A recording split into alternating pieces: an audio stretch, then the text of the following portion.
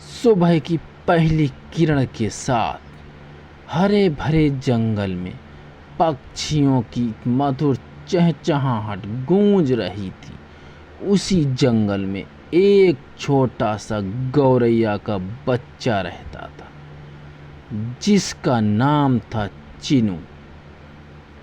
उसके साथ बुद्धिमान उल्लू, दयालु कबूतर, मेहनती कठफोड़वा, तेज बाज, रंग बिरंगा तोता और मधुर स्वर वाली कोयल भी रहते थे। एक दिन जंगल में भयंकर सूखा पड़ गया। तालाब सूख गए, पेड़ों की हरियाली मुरझाने लगी और भोजन की कमी होने लगी। सभी पक्षी चिंतित थे। कुछ ने कहा, अब इस जंगल को छोड़कर कहीं और चलना ही पड़ेगा। लेकिन छोटे से चिनू ने साहस से कहा, अगर हम सब मिलकर प्रयास करें तो शायद हमारा जंगल फिर से हरा भरा हो सकता है। बाज हंस पड़ा, इतने छोटे पंखों से तुम क्या बदल लोगे? चिनू मुस्कुराया और बोला, बदलाव ताकत से नहीं, इरादे से शुरू होता है। अगले ही दिन चिनू ने अपनी छोटी चोंच में पानी की एक एक बूंद भरकर सूखी मिट्टी पर डालना शुरू किया। उसे देखकर कबूतर भी जुड़ गया। कठफोड़वा पेड़ों के पास छोटी छोटी नालियां बनाने लगा। तोता दूर दूर से बीज लाने लगा। कोयल अपने गीतों से सबका मनोबल बढ़ाने लगी। बुद्धिमान उल्लू रात भर योजना बनाता और सबको दिशा देता।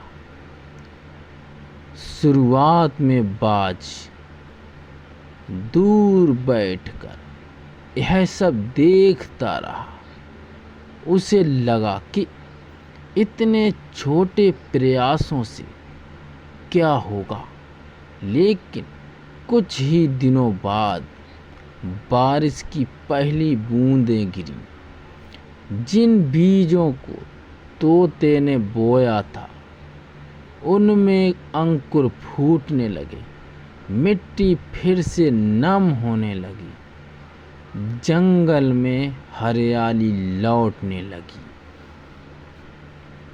बाज को अपनी गलती का एहसास हुआ।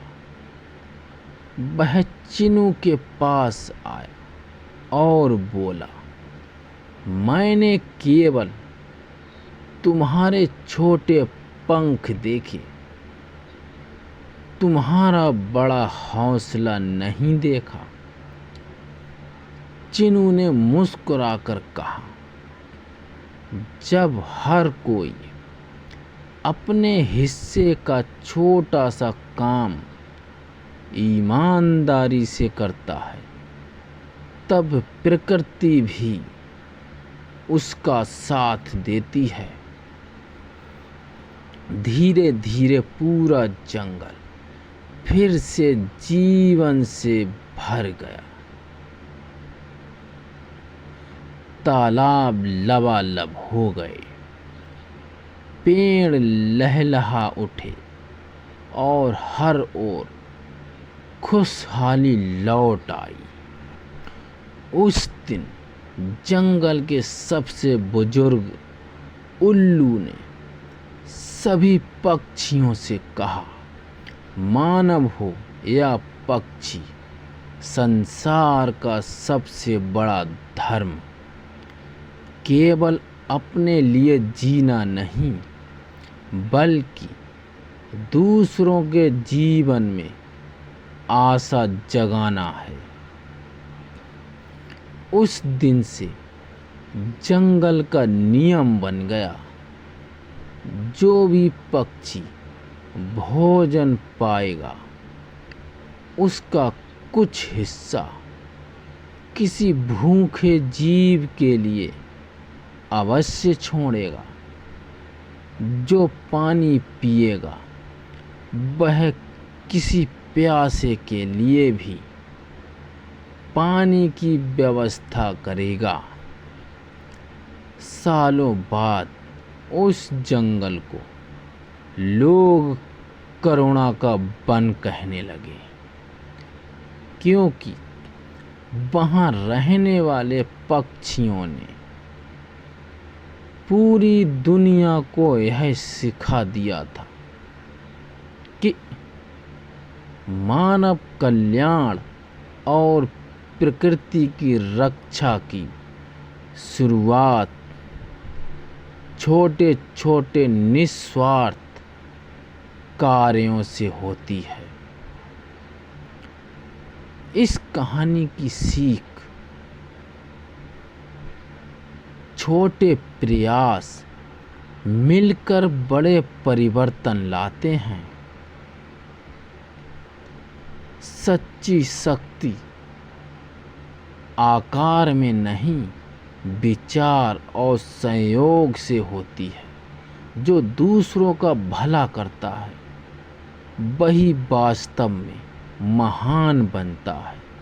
मानव कल्याण का मार्ग सेवा, करुणा, एकता और प्रकृति के संरक्षण से होकर गुजरता है।